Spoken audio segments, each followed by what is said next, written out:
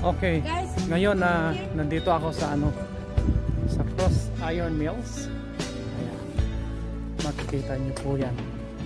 Ito po yung pinakamalaki na mall dito sa Alberta. Okay. Pupunta po kami ngayon mag-shopping.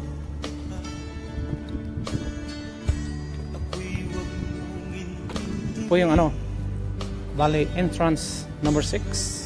Ayan siya. Okay. Punta po kami ngayon dito mag-shopping. Ito po yung loob ng Cross Iron Mills. Ayan. Okay. Ito siya. Pero yung pinakita ko sa inyo yung nakaraan na sa Sandwich Mall, wala pa ho sa Kalintinan. Cross Iron Mills. Ito nga po yung pinakamalaki na mall dito sa Alberta. Bali weekdays po ngayon.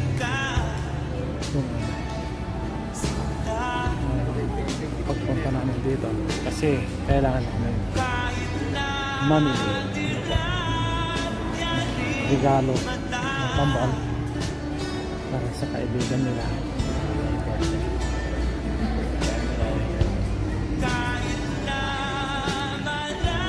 Medyo mahirap na talaga kayo mag-shopping kasi limited yung mga pinapapasok nila sa mga store. Ilang tao kahit papasok na kami sa international store, pero limited yung papasukin nito. Kagaya po nito, limited din yung nakababa yung screen nila kasi limited yung pinapapasok ng tao. Dito sana kami pupunta.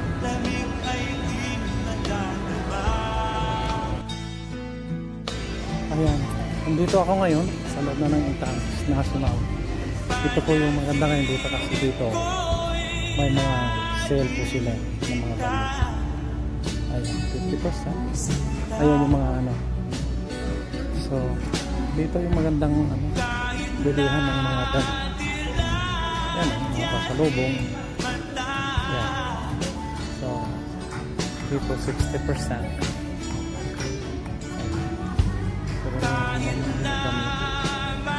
Yan, yung iba 55%. So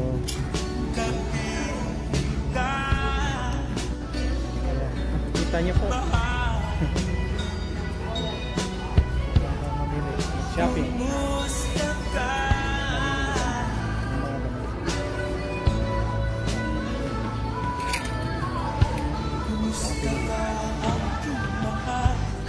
Dito sa Cross Iron.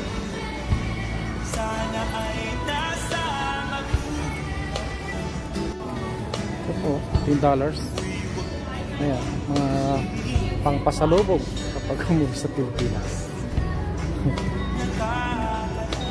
Mga kulay.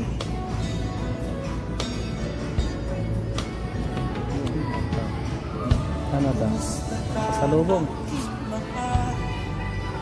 Ito, pag $10 na, nagsisale na sila. 29 naging $10. Kaya maganda rin mag-shopping pag ganito maraming sales, nagsisale sila ngayon dahil sa COVID. Ayan, si Aida magsha-shopping din ng damit, ayaw patalo sa mga anak. Pag binila, mamimili yung mga anak, pati nanay kasama.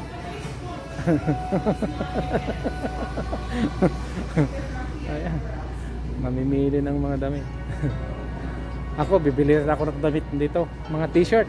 Mura lang yung mga t-shirt dito mga pang-pasyal na t-shirt, mga pambahay, ganyan.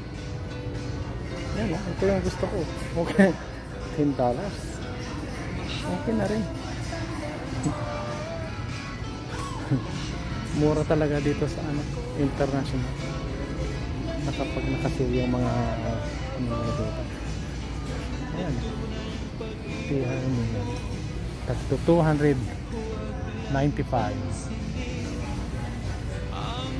Ngayon, naging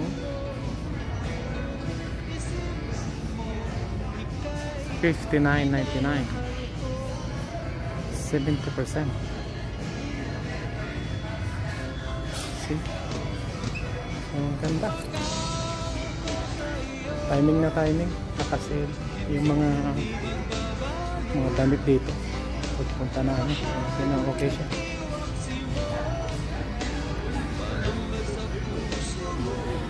Alright. Limited pa yung mga tao dito sa loob. 10 lang allowed sa loob ng store. Okay. Mga damit ang pambaga.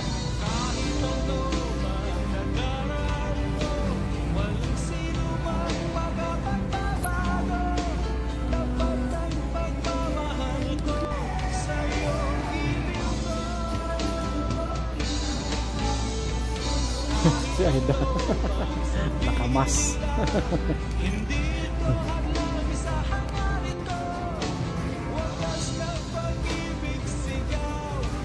Okay na? Di ba? Ito na yung pakpak ko sarap.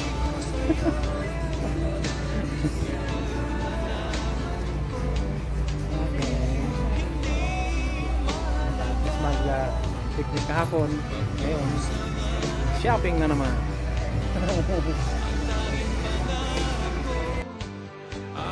Ayan, naglalakad ako ngayon sa mall. Papakita ko sa inyo. Mali. Ito pala sa kabila.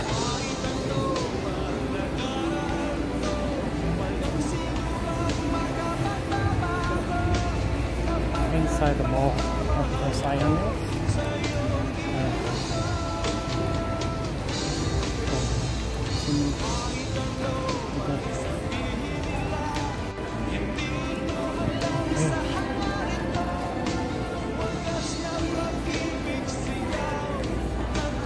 Boys Road.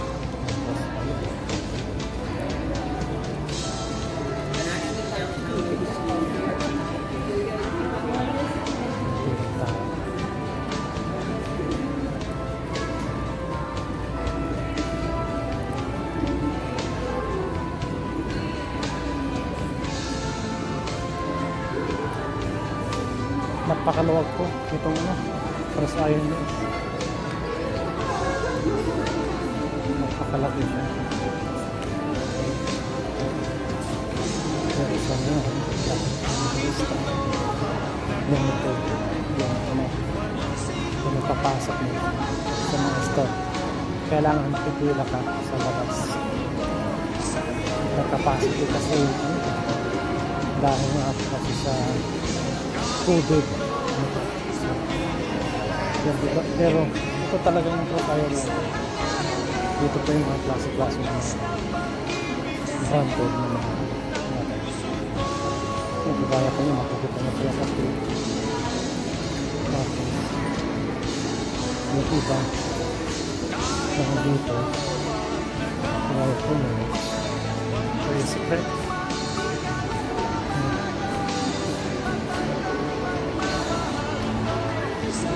Napakalagay nito kasi kung itututin mo ng buong hapon ko hindi lang, kulang pa. Pero yung pinakamalaki pong mall talaga yung ano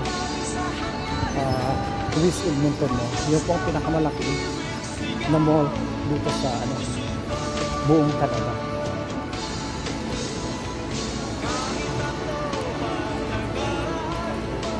Napakaganda pa nitong mall na ito.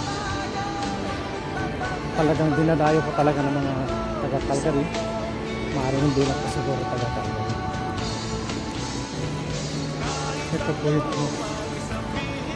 loob na West Island. Hanggang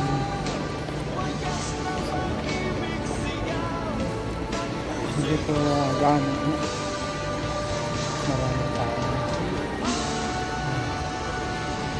Ito po, ano, Tommy's. Yan siya.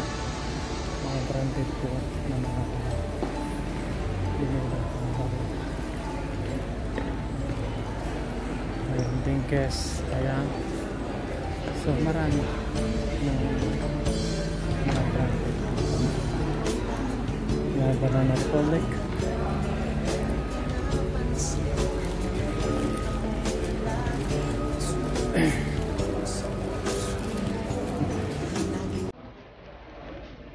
Ayan. Nakabili na rin ako ng aking rosette ng dati. Pero si Aida, iniwan ko siya doon kasi tagal mamili eh. Tapos nandito pa kasama ka ng mga kampo.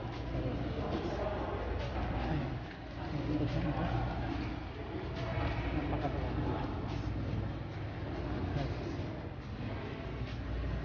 Itutur ko po kayo. Ano po? Dito po.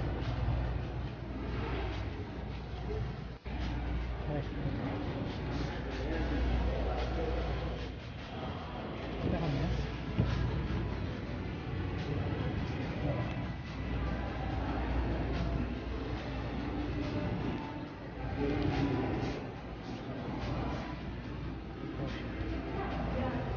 Naglakos. Lahat po ng mga damit na mga mamahalin.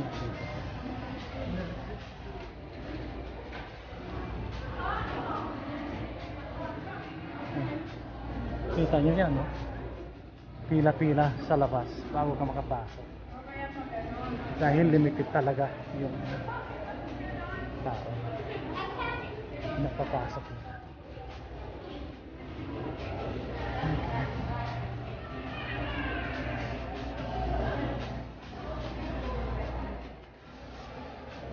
Meron dito, fair weather. Ganyan. Shopping.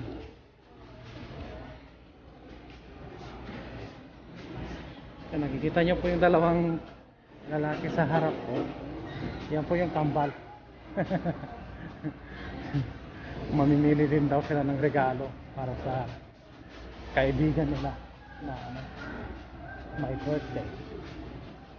So, ito mga ano, bilihan ng mga ano siya, household supply. Kamban. Tingin ng mga ano, lapang burger.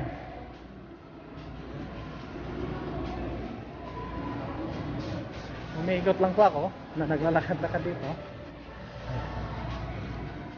Ito, bilihan ng mga sapatos, shoe company. Klase-klase ng brand ng sapatos.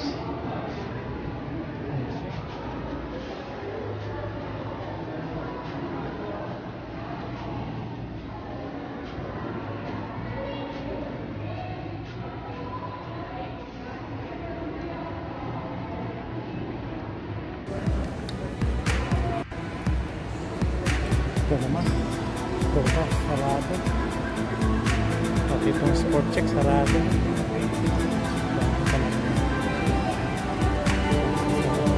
Sarado siya dito pala.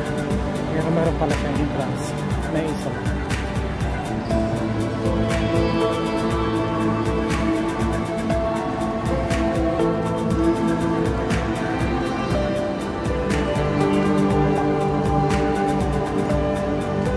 Ito naman pala kung pasokan ng sport check.